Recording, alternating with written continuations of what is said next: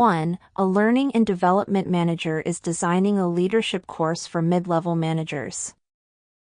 To ensure adult learning principles are applied, which strategy would be most effective? A. Incorporate repetitive drills to reinforce memorization. B. Deliver content through lectures without interaction.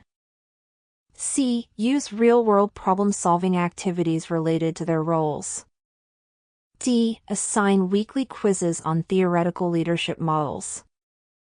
2. During a post-training evaluation, a mentor observes that employees struggle to apply new skills in the workplace. What is the best way to evaluate the training's effectiveness using Kirkpatrick's model? A.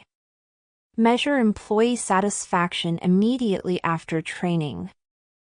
B. Track the number of participants who pass the final test. C. Analyze behavioral changes on the job over time.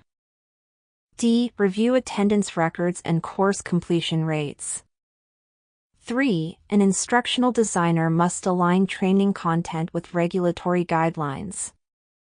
What is the first step to ensure compliance? A. Develop assessment tools based on internal benchmarks. B. Review current industry laws and accreditation standards. C. Distribute a feedback survey to past training participants. D. Interview senior executives about preferred learning formats. 4. A facilitator notices that some adult learners are disengaged during a training session. What is the most appropriate response to re-engage them? A. Provide a pop quiz to regain focus.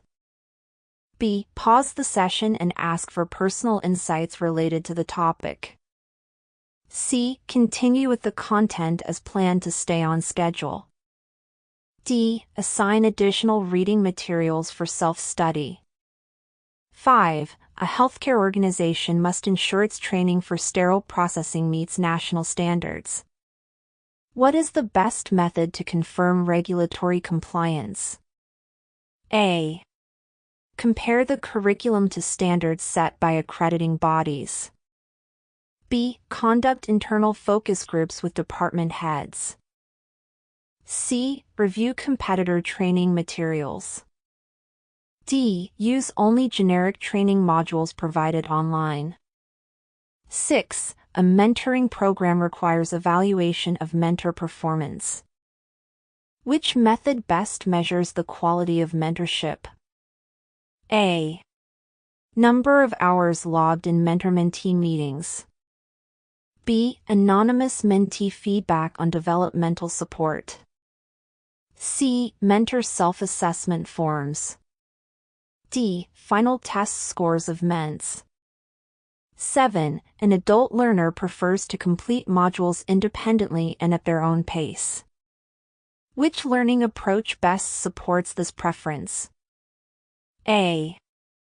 Asynchronous e-learning modules with optional group discussions. B. In-person seminars with role-playing activities. C. On-the-job coaching sessions led by supervisors. D. Fixed schedule webinars with live Q&A. 8. In developing a new employee onboarding curriculum, which action best reflects sound curriculum development practices? A. Base the content solely on HR's existing checklist. B. Start with a clear needs analysis and job task inventory. C. Use outdated training videos that were previously approved. D. Focus only on company culture and avoid technical training. 9. A new regulation requires changes to an existing compliance training module. What should the instructional designer do first? A. Send a company-wide memo about the change. B. Update the learning management system interface. C. Conduct a gap analysis between current content and new requirements. D. Revise the learning objectives to match original course goals. 10. A senior trainer is designing a mentoring workshop. Which component most ensures the development of effective mentoring relationships? A. Assigning roles without defining expectations. B. Providing structured guidance on goal setting and feedback. C. Mandating mentor-mentee meetings with no agenda. D. Emphasizing performance metrics over interpersonal connection. 11. An evaluator needs to assess the long-term impact of a leadership training program. Which tool would best capture this data? A. Pre- and post-tests given during the course. B. Interviews with participants 6 months post-training. C. Participant reaction surveys completed at the end of training. D. Attendance sheets from all training sessions. 12. A senior learning consultant is tasked with improving communication within a virtual team. Which strategy best supports this objective? A. Encourage use of informal chat platforms exclusively. B. Deliver an asynchronous video on communication theory. C. Facilitate interactive workshops focusing on virtual collaboration scenarios. D. Send weekly emails summarizing best practices. 13. A trainer wants to ensure adult learners remain accountable for their own learning. Which method aligns best with adult learning theory? A. Give mandatory readings and weekly pop quizzes. B. Set goals collaboratively and allow learners to track their own progress. C. Rely on supervisor evaluations only. D. Deliver information-heavy slide decks without interaction. 14. A new mentor in a corporate development program expresses uncertainty about how to provide feedback. What resource would be most effective? A. A technical manual outlining company processes. B. A checklist of feedback frequency requirements. C. A workshop on communication strategies and active listening. D. An FAQ document about company performance policies. 15. A training manager is tasked with evaluating program outcomes. Which of the following is a true measure of ROI in training? A. Number of PowerPoint slides created. B. Total hours spent in training sessions. C. Improvement in key performance indicators post-training. D. Learner satisfaction scores only. 16. During a compliance audit, a company discovers gaps in its training documentation. What action should be taken first? A. Redesign the entire training program from scratch. B. Notify learners to retake the training. C. Review and update training records and policy alignment. D. Blame departmental managers for non-compliance. 17. An instructional designer is preparing training for a culturally diverse workforce. What is the most inclusive design strategy? A. Use only examples relevant to the company's country of origin. B. Incorporate case studies reflecting diverse perspectives and languages. C. Avoid addressing cultural differences to remain neutral. D. Deliver content in one language with no subtitles.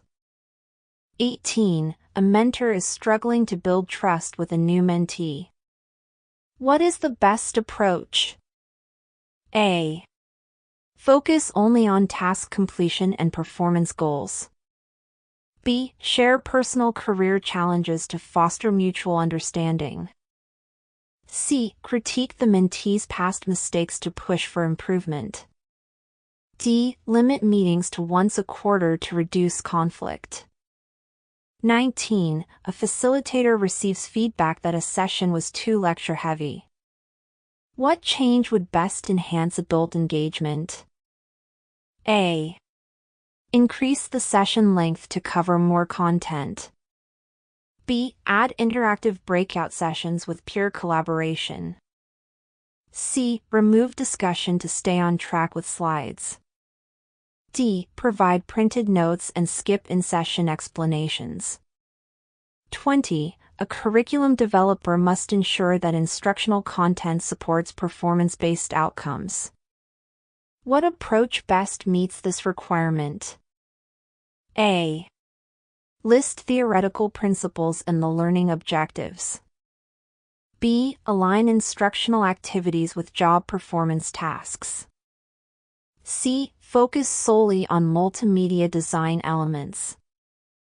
D. Use passive video content for every module. Development Dimensions International DDI.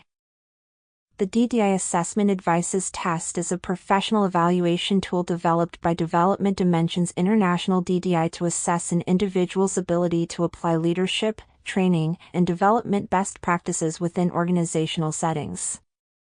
It measures key competencies such as adult learning principles, curriculum design, evaluation methods, communication strategies, regulatory compliance, and mentoring effectiveness. The test is often used in high-stakes environments to identify leadership potential, guide succession planning, and support talent development initiatives. Through realistic scenarios and complex decision-making questions, the test challenges participants to demonstrate practical, real-world application of their knowledge and skills in aligning learning solutions with organizational goals. Here are the top 5 beneficial uses of DDI Assessment Advices exam. 1. Leadership development. The DDI Assessment Advices test identifies leadership strengths and developmental needs, helping organizations build targeted development plans for emerging and existing leaders. 2. Succession planning. By evaluating leadership readiness and performance potential, the test aids in selecting and preparing high-potential employees for future leadership roles. 3. Training effectiveness. The assessment helps learning and development teams evaluate how well individuals apply adult learning principles and training strategies, ensuring programs are aligned with organizational goals. 4. Mentoring program support. It assesses mentoring competencies, guiding organizations in selecting and developing mentors who can effectively support peer growth. 5. Regulatory compliance. The test ensures training professionals and leaders understand and implement regulatory and policy-driven learning content, reducing organizational risk.